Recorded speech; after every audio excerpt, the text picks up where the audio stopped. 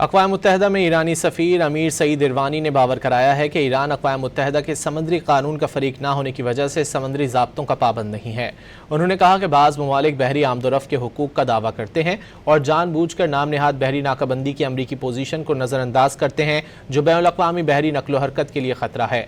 अमरीकी और इसराइली जंग से सिर्फ बहरी सलामती ही नहीं बल्कि ख़ित्ते का अमन भी ख़तरे में है। Iran is not a party to the 1982 UN Convention on the Law of the Sea.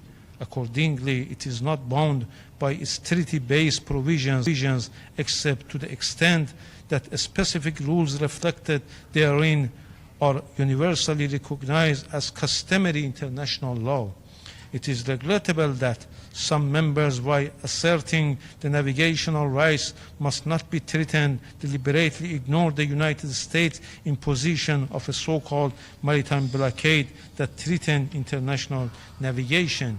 They have once again exposed their double standards. The concerns for maritime safety and freedom of navigation is neither genuine nor consistent with their positions.